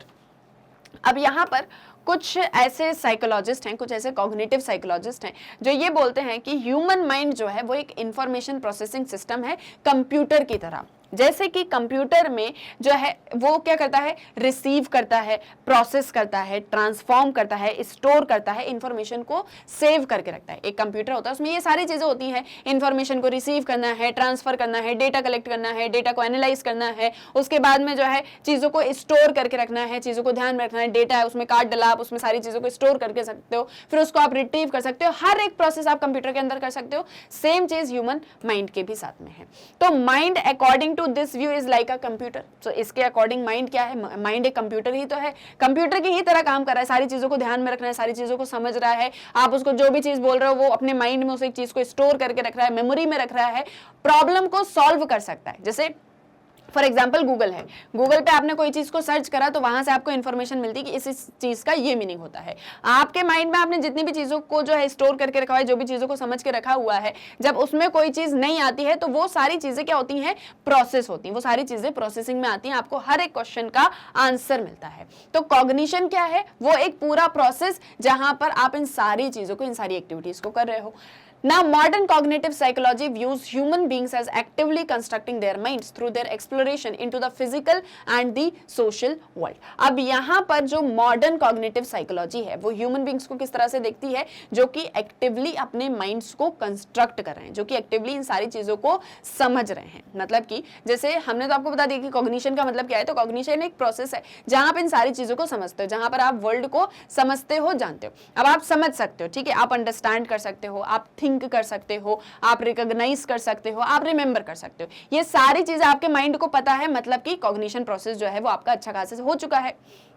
अब इसके बाद में ह्यूमन बीइंग्स जो होते हैं वो अपने माइंड को और कंस्ट्रक्ट करते हैं through their exploration into the physical and the social world. आपके आसपास में, आपकी सराउंडिंग में जो भी चीज़ें होती हैं, आपने जब चीज़ों को समझ लिया, जैसे फॉर एग्जांपल मैंने आपको अभी थोड़ी देर पहले एक एग्जांपल दिया कि जब आपने एक कोई चीज़ है उसको समझ लिया, मतलब हर एक चीज़ को नेगेटिव सेंस में मत लेना, बट हमने जैसे कि पढ़ा कि आप अपने फ्रेंड की बहुत ज़्यादा हेल्प करते हो, पर आपका फ्रेंड जो है वो सिर्फ आप मतलब आप उसकी हेल्प करते हो बट वो रिटर्न में आपको कोई भी चीज़ नहीं मिलती है, आपको ऐसा लगता है कि यार ये मेरा फ्रेंड ना बहुत ही मतलबी है, तो वो एक चीज़ आपके दिमाग में आ गई, ठीक है, आपने उस एक चीज़ को, एक प्रोसेस, वो जो आपके एक थॉट प्रोसेस था वो आपके दिमाग में आ गया कि लोग जो है बड़े ही मतलबी होते हैं। बट जब आप धीरे धीरे लाइफ में आगे जाओगे तो आपको ऐसे भी लोग मिलेंगे, आपको ऐसे भी फ्रेंड्स मिलेंगे जो आपके साथ में, मतलब जितना आप उनके इंपॉर्टेंस देते होंगे वो आपको भी उतना इंपॉर्टेंस देते होंगे, जो शायद मतलबी नहीं होंगे। तो धीरे धीरे आपका वो जो माइंड है वो उस चीज़ों के अकॉर्डिंग मतलब चेंज भी होता है, उसमें कंस्ट्रक्ट भी होता है, आपका माइंड जो है कंस्ट्रक्ट भी होता है, और इससे एक व्यू को हम कंस्ट्रक्टिविज्म कहते हैं, जहां पर आपका माइंड कंस्ट्रक्ट हो रहा है। अभी तक आपका माइंड क्या हो रहा था, अभी तक आप कॉग्निशन में थे, मतलब आप हर एक चीज को समझ रहे थे, जान रहे थे, बट जैसे जैसे आप लाइफ में आगे बढ़ते हो, जैसे एक छोटा बच्चा होता है, उस छोटे बच्चे को हर एक चीज सिखाई जाती है, उसको जो है, जैसे फॉर एग्जांपल स्टार्टिंग से बच्चों को सिखाया जाता है, मम्मी बोलने सिखाया जाता है, पापा बोलने सिखाया जाता है, भाई बहन को रिकॉग्नाइज करवाया जाता है, फिर इसके बाद में वो कैसे, उसको मतलब खाना कैसे खाना चाहिए, उसको एटिकेट सिखाए जाते हैं, फिर उसको धीरे धीरे ABCD वगैरह ध्यान में रखवाई जाती है, तो ये हमने उसको सिखा दिया। बट धीरे धीरे वो जैसे लाइफ में आगे बढ़ेगा, जैसे जैसे आगे जाएगा, तब उसको एग्जैक्टली रियलिटी क्या होती है उस एक चीज को समझेगा, तो वो अपने माइंड में चीजों को कंस्ट्रक्ट करेगा, तब उसका जो थॉट प्रोसेस है वो चलने वाला है, and that process is called constructivism. Then Piaget's view of child development, which will be discussed later, is considered a constructivist theory of development of the mind. अब हमने यहाँ जो देखा कि पियागेट जो है वो उनका एक व्यू है चाइल्ड डेवलपमेंट को लेके, जो वो ये बोलते हैं, मतलब पियागेट के व्यू को भी हम आगे डिस्कस करेंगे, या कि आपको छोटे छोटे फॉर्म में बता दिए कि इन सभी का कंट्रीब्यूशन रहा है साइकोलॉजी के इवोल्यूशन में। पियागेट ये बोलते हैं कि ये जो कंस्ट्रक्टिविस्ट थ्योरी है वो कैसे डेवलपमेंट ऑफ माइंड में काम आती है। चाइल्ड डेवलपमेंट की वो बात करते हैं, जहां वो इस एक चीज को बताते हैं कि ये कंस्ट्रक्टिविस्ट थ्योरी जो है वो चाइल्ड डेवलपमेंट में या चाइल्ड के माइंड के डेवलपमेंट में बहुत ज्यादा यूज में आती है। And another Russian psychologist, that is Vygotsky, went even further to suggest that human mind develops through social and cultural processes in which the mind is viewed as culturally constructed through joint interaction between the adults and the children. एक Russian psychologist हैं जो ये बोलते हैं कि जो human mind है वो सोशल और कल्चरल प्रोसेसेस के थ्रू डेवलप होता है, जहां पर माइंड अपने कल्चर को देख के कंस्ट्रक्ट होता है, और जब एडल्ट्स और चिल्ड्रन का एक जो है इंटरेक्शन होता है तब माइंड और ज्यादा कंस्ट्रक्ट होता है। तो यहाँ तक जो भी हमने पढ़ा, एक चीज हम एक बार देखें, हमने ये चीजें देखी कि जो है साइकोलॉजी इन सारी चीजों की, या ये सारे जो है प्रोसेसेस जो साइकोलॉजी के अंदर इंक्लूड होते हैं, या साइकोलॉजी का स्कोप कितना है, जहां हम किन किन चीजों को स्टडी करते हैं। तो हमने देखा कि एक तो हमने माइंड की बात करी, एक एक्सपीरियंसेस की बात करी, एक बिहेवियर की बात करी। एक और चीज जो हमने यहाँ पर डिस्कस करी बिहेवियर को लेके, या जो हमने डिस्कस किया कि ह्यूमनिस्टिक अप्रोच जो है होना चाहिए, फ्रूट की हम बात कर रहे थे, तो उसमें हमने एक चीज यहाँ पर देखी कि माइंड, बिहेवियर, ये सब तो अपनी जगह है ही, परसेप्चुअल एक्सपीरियंसेस को हम स्टडी करते हैं वो भी है, बट जो आपके साइकोलॉजी होनी चाहिए, जो आपकी साइकोलॉजी होगी उसमें जो मतलब जो भी आप फिनोमेना को स्टडी कर रहे हो, सबसे पहले तो वो ऑब्जर्वेबल होना चाहिए, ठीक है, ऑब्जर्वेबल होना चाहिए और वेरीफिएबल होना चाहिए, ये भी एक चीज हमने डिस्कस करी। दूसरा हमने कॉग्निटिव एस्पेक्ट की बात करी, कॉग्निटिव अप्रोच की हमने बात करी, जहां पर हमने ये कहा कि ह्यूमन माइंड जो है उसमें कॉग्निशन प्रोसेस होता है, मतलब कि माइंड जो है वो कॉग्निटिव है, और दूसरी चीज उसके साथ में कंस्ट्रक्टिविज्म हो रहा है। तो ह्यूमन माइंड जो है वो कंस्ट्रक्ट होता है। ह्यूमन माइंड कैसा होता है? कंस्ट्रक्ट होता है। ह्यूमन माइंड कंस्ट्रक्ट होता है, और ये कंस्ट्रक्टिविज्म जो है इसको हमने दो एग्जांपल के साथ में देखा। एक हमने देखा कि एक जो चाइल्ड का डेवलपमेंट होता है, जो वो मैंने आपको जो एग्जांपल दिया, और पियागेट का जो व्यू था चाइल्ड डेवलपमेंट को लेके वो भी यही था कि एक चाइल्ड का जब डेवलपमेंट होता है तो उसका माइंड भी साथ साथ में डेवलप होता है। और एक रशियन साइकोलॉजिस्ट की हमने जो बात करी, जिन्होंने भी ह्यूमन माइंड के कंस्ट्रक्टिविज्म की बात करी, तो उन्होंने कहा कि ह्यूमन माइंड के कंस्ट्रक्ट होने में उसके सोशो कल्चरल, उसके जो भी सोशो कल्चरल एस्पेक्ट्स हैं वो बहुत ज़्यादा इंपॉर्टेंट होते हैं। मतलब जिस भी सोसाइटी में वो रह रहा है, जिस भी कल्चर में वो रहता है, उसकी सराउंडिंग में जो भी सारी चीज़ें हैं वो भी एक बहुत ही ज़्यादा इंपॉर्टेंट रोल प्ले करते हैं। तो ह्यूमन माइंड जब कंस्ट्रक्ट होगा तो उसकी सोसाइटी, जिस सोसाइटी में वो रहता है, जिस कल्चर में वो रहता है, वो उस कल्चर के अकॉर्डिंग उसका माइंड जो है सेट होने वाला है। जैसे फॉर एग्जाम्पल अगर हम यहाँ एक छोटा सा एग्जाम्पल लें रिलीजन का, सभी रिलीजन्स में छोटे, मतलब जब आप छोटे होते हो, छोटे से लेके बड़े तक आपका जो एक पूरा प्रोसेस चलता है उसमें आपको अपने रिलीजन के बारे में बताया जाता है कि जैसे फॉर एग्जांपल हिंदू रिलीजन है या मुस्लिम रिलीजन है या सिख रिलीजन है, तो उसमें बताया जाता है कि देखो हमारा रिलीजन यहाँ से एस्टैब्लिश होता है, हमारे रिलीजन का जो है पास्ट क्या रहा है, आज अगर हम इस रिलीजन को मानते हैं तो उसमें क्या सारी चीज़ें होती हैं। जैसे रामायण है, महाभारत, रामायण महाभारत में क्या सारी चीज़ें हुई। अब मान लो फॉरेन के बच्चे, मतलब फॉरेन में भी रिलीजन तो होता है, ऐसा तो है नहीं कि रिलीजन नहीं होता है, वहाँ भी उनका अपना जो रिलीजन होता है, तो उसमें वो उनको सिखाया जाता है कि जैसे फॉर एग्जांपल बाइबल है, क्रिश्चियनिटी रिलीजन हमको मेनली देखने को मिलता है वेस्टर्न कंट्रीज में, तो बाइबल है, तो बाइबल कहाँ से स्टार्ट होती है। तो हर एक जगह आप जहां भी रहते हो, आपकी जो भी सोसाइटी है, जिस भी कल्चर का आप पार्ट हो, उसके अकॉर्डिंग आपका ह्यूमन माइंड जो है वो कंस्ट्रक्ट होता है, दैट इज योर कंस्ट्रक्टिविज्म। सो ये जो हम यहाँ पर सारा कुछ डिस्कस कर रहे हैं, जो भी हमने यहाँ पर देखा कि सबसे पहले mental processes and conscious unconscious mind, आपके अपने सोशो कल्चरल एस्पेक्ट, आपके अपने जो है परसेप्चुअल एक्सपीरियंसेस, आपका अपना बिहेवियर, ये हमने जो यहाँ पर 1 2 3 4 5 पॉइंट्स को डिस्कस किया, ये हमें ये बताते हैं कि कैसे साइकोलॉजी का इवोल्यूशन हुआ। जो मैंने आपको प्रीवियस लेक्चर्स में भी एक्सप्लेन किया था कि ह्यूमन माइंड को साइकोलॉजी स्टडी करती है, बट जैसे जैसे साइकोलॉजी एक साइंटिफिक डिसिप्लिन बनता है उसके अंदर एक्सपीरियंसेस और बिहेवियर आ जाते हैं, और ये सारे एस्पेक्ट जो हैं आपके साइकोलॉजी के ही अंदर आते हैं कि साइकोलॉजी का इवोल्यूशन ऐसे हुआ धीरे धीरे। ये जितने भी हमने यहाँ पर जो है साइकोलॉजिस्ट के बारे में स्टडी करा, चाहे सिगमंड फ्रॉइड हो, चाहे बिहेवियरिज्म में आपके जॉन वॉटसन हो, आपके जो है यहाँ पर इवोल्यूशन ऑफ गेस्टाल्ट साइकोलॉजी हमने डिस्कस करी, हमने यहाँ फंक्शनलिस्ट अप्रोच में विलियम जेम्स को डिस्कस किया, हमने स्ट्रक्चरलिस्ट अप्रोच में जो लीप्जिग में विल्हम वंड की जो लेबोरेटरी थी उसके बारे में डिस्कस किया। तो ये सारी चीजें हमें क्या बताती हैं कि कैसे साइकोलॉजी एक एक करके इवॉल्व हो रहा था, क्या सारी स्टेप्स उसके अंदर इंक्लूडेड थी। सो जो मैंने आपको स्टार्टिंग में कहा था कि ये आपको एक पूरा स्टोरी की तरह सुनना है, समझना है, नोट्स आपको मेनली बनाने हैं। आई होप आपको नोट्स की क्या इंपॉर्टेंस होती है वो यहाँ समझ में आया होगा, नोट्स क्यों बनाना चाहिए, मार्क क्यों करना चाहिए, स्टोरी अगर किसी स्टोरी फॉर्म में हम किसी चीज को पढ़ रहे हैं तो उसमें हम कैसे नोट्स बना सकते हैं, कौन कौन से पॉइंट्स हमारे लिए इंपॉर्टेंट होंगे। आई होप क्लियर हो गया होगा एंड कोई डाउट नहीं होगा। Still In other words, while for Piaget, children actively construct their own minds. Piaget की क्या थ्योरी थी कि चिल्ड्रन अपने माइंड को खुद कंस्ट्रक्ट करते हैं. Vygotsky took a view that mind is a joint cultural construction and emerges as a result of interaction between children and adults. और लेकिन यहाँ जो रशियन साइकोलॉजिस्ट हैं उनका क्या मानना था कि माइंड एक जॉइंट कल्चरल कंस्ट्रक्शन है, जहाँ पर एक इंडिविजुअल जब वो चिल्ड्रन होता है और जैसे जैसे वो अडल्ट होता जाता है या चिल्ड्रन और अडल्ट्स के बीच में जब एक इंटरेक्शन होता है तो कैसे कल्चरल कंस्ट्रक्शन होता है माइंड का, उस एक चीज पर उन्होंने फोकस किया। इन दोनों की थ्योरी को हम हमारे आने वाले लेक्चर्स में डिटेल में डिस्कस करने वाले हैं। सो जो हमारा परसेप्चुअल एक्सपीरियंस था, पियागेट की थ्योरी हो गई आपकी, यहाँ पर आपके वाइगॉट्स्की की जो थ्योरी होगी, ये सारी चीजें हम आने वाले लेक्चर्स में डिटेल में पढ़ेंगे। हमारे लिए जानना क्या इंपॉर्टेंट था कि इवोल्यूशन साइकोलॉजी का कैसे हुआ, कैसे साइकोलॉजी जो है वो इवॉल्व होता चला गया, वो एक चीज हमारे लिए जानना बहुत ज्यादा इंपॉर्टेंट है और आई होप वो आपको अच्छे से क्लियर हो गई होगी। तो मेरा जो मोटिव था कि मैं आपको ये टॉपिक बहुत अच्छे से क्रिस्टल क्लियर कर दूं, आई होप वो क्लियर हो गया होगा। अगर क्लियर हो गया है तो मुझे कमेंट सेक्शन में बता देना कि हमें हर एक चीज क्लियर हो गई है। स्टिल कोई भी डाउट है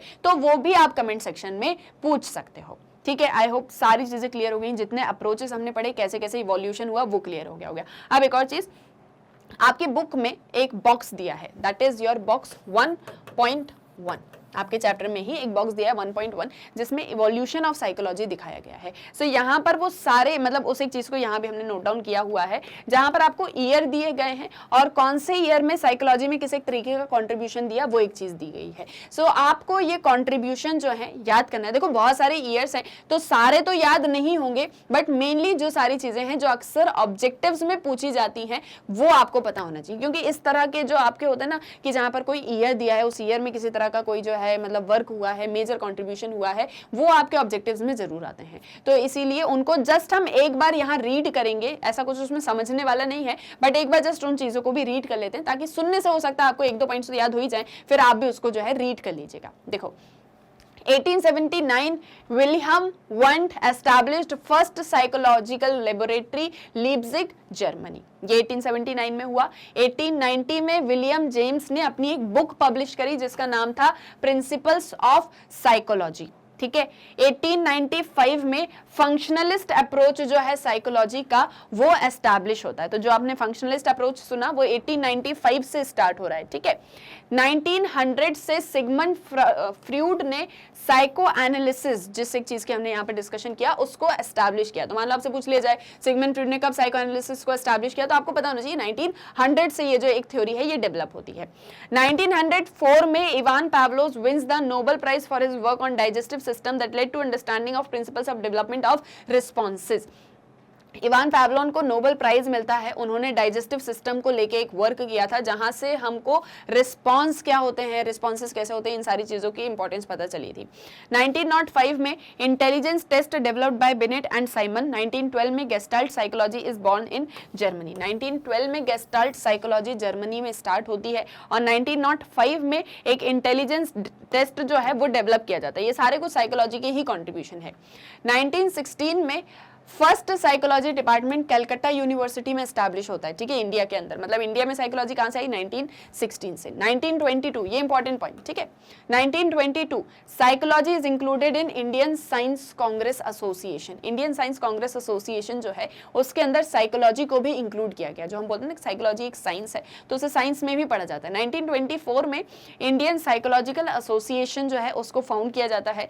1924 में जॉन बी वाटसन जो है वो बिहेवियरिज्म पब्लिश करते हैं, जो कि एक बुक है जो बिहेवियरिज्म के जो सारे थॉट्स थे उस पर बेस्ड है, ठीक है। किसने किया? जॉन बी वाटसन ने 1924 में। 1928 में एन सेन गुप्ता हैं और राधा कमल मुखर्जी हैं जो पहली टेक्स्ट बुक लेकर आते हैं, मतलब पहली बुक पब्लिश करते हैं सोशल साइकोलॉजी के नाम से, ठीक है। इसके बाद में ये भी इंपॉर्टेंट पॉइंट हो गया। 1949 में psychological research wing of the defence science organisation of India is establish. Defence science organisation जो है इंडिया में, उसमें साइकोलॉजिकल रिसर्च विंग भी एस्टैब्लिश की जाती है। तो यहाँ पर आपको इंडिया में भी कैसे जो है साइकोलॉजी एस्टैब्लिश हो रहा है, कैसे ग्रो हो रहा है, वो भी समझ में आ रहा है। हम हमारे नेक्स्ट लेक्चर में डिस्कस करेंगे साइकोलॉजिकल डेवलपमेंट जो है इंडिया में कैसे होता है।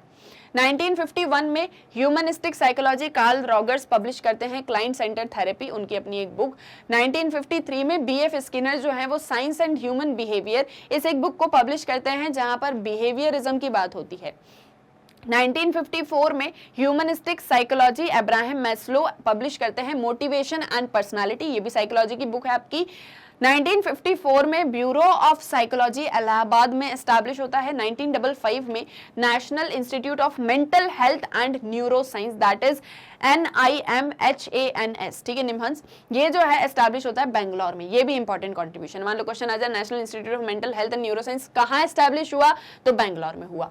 कब हुआ? तो 1955 में। 1962 में मेंटल डिसीजेस को जो है उसके लिए हॉस्पिटल खुलता है रांची में। 1973 में Conrad Lorenz and Nico Tinbergen with the Nobel Prize for their work on built-in species specific animal behavior patterns that emerge without any prior experience or learning। बिना किसी एक्सपीरियंस, बिना किसी पहले ऐसी चीजों को सीखे बिना ही जो है उन्होंने एनिमल बिहेवियर में कुछ स्पेशीज को जो है आइडेंटिफाई किया, उनके ऊपर स्पेसिफिक स्टडी करी, जिसके लिए इन्हें नोबेल प्राइज मिलता है। 1978 में हर्बर्ट साइमन को नोबेल प्राइज मिलता है, डिसीजन मेकिंग में उन्होंने वर्क किया। डिसीजन मेकिंग भी आपके साइकोलॉजी के ही अंदर आता है कि कैसे कोई लोग हैं जो डिसीजन बना लेते हैं बहुत जल्दी से।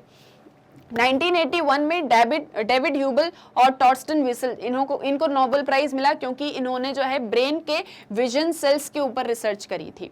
1981 में रॉगर स्पेरी को नोबेल प्राइज मिलता है स्प्लिट ब्रेन रिसर्च करने के लिए।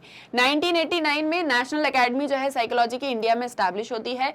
1997 में national brain research centre establish होता है गुड़गांव हरियाणा में। मतलब आपको यहाँ सारे जितने भी कॉन्ट्रीब्यूशंस दिख रहे हैं उससे ये समझ में आ रहा होगा कि साइकोलॉजी कैसे बहुत ही तेजी से एक बहुत ही important subject as a important discipline establish हो जाता है, और उसको लेके ढेर सारे लोगों ने जो है रिसर्च करी है और उसके बाद में उस पर अपनी बुक्स वगैरह लिखी हैं, और कैसे उसका कंट्रीब्यूशन जो है बहुत मेजर हो जाता है। जैसे हमने पढ़ा कि hospital for mental health diseases के लिए हॉस्पिटल बन जाता है। तो ये सारी चीजें बहुत ज्यादा इंपॉर्टेंट है। मेंटल हेल्थ को जो हम कंसिडर नहीं करते, मतलब आज तो बहुत ज्यादा उसके ऊपर बहुत सारी चीजें होने लगी हैं, बट मेंटल हेल्थ भी आपके लिए बहुत ज्यादा इंपॉर्टेंट है।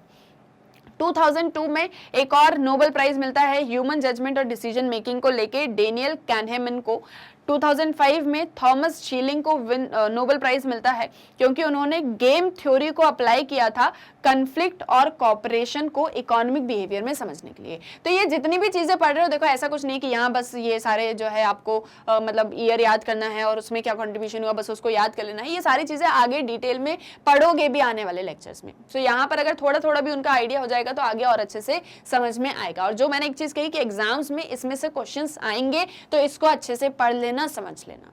क्लियर है? नाउ आई होप सारी चीजें क्लियर हो गई होंगी, और बहुत ही लंबा सा लेक्चर था जिसमें हमने सारे कंसेप्ट्स को अच्छे से समझ लिया। आई होप कोई डाउट नहीं होगा। स्टिल कोई भी डाउट होता है, आपका कोई भी अपना कोई सजेशन है, कोई एग्जांपल है इस टॉपिक से रिलेटेड, सो वो आप कमेंट सेक्शन में पूछ सकते हो, हम वहां भी उन सारी चीजों को डिस्कस करेंगे। आई होप हर एक चीज क्रिस्टल क्लियर हो गई होगी। सो अब हम मिलेंगे हमारे नेक्स्ट वीडियो लेक्चर में। बट जाते जाते एक बहुत ही इंपॉर्टेंट चीज कि आप जो है मैग्नेट ब्रेन्स की वेबसाइट को कैसे एक्सेस कर सकते हो। बहुत ही सिंपल सा प्रोसेस है, आपको जस्ट गूगल पे जाना है, एंटर करना है www.magnetbrains.com। देखो सभी लेक्चर्स यूट्यूब पर तो मिल ही जाते हैं, मैग्नेट ब्रेन्स की जो ऐप है प्ले स्टोर पर उससे भी डाउनलोड करके ले सकते हो। आप चाहिए सब कुछ सीक्वेंस में मिल जाए कि बिना किसी प्रॉब्लम के book wise, chapter wise, class wise सब कुछ मिल जाए, कोई दिक्कत ना हो। सो जस्ट ये एंटर करना वेबसाइट, ये आपको मैग्नेट ब्रेन्स एजुकेशन प्लेटफॉर्म यहाँ ओपन हो जाएगा। यहाँ सभी क्लासेस के कोर्सेज के वीडियो लेक्चर्स अवेलेबल हैं। जो भी क्लास कोर्स स्टडी करना है उस पर क्लिक करना, उससे रिलेटेड सारे सब्जेक्ट की वीडियोस आ जाएंगे।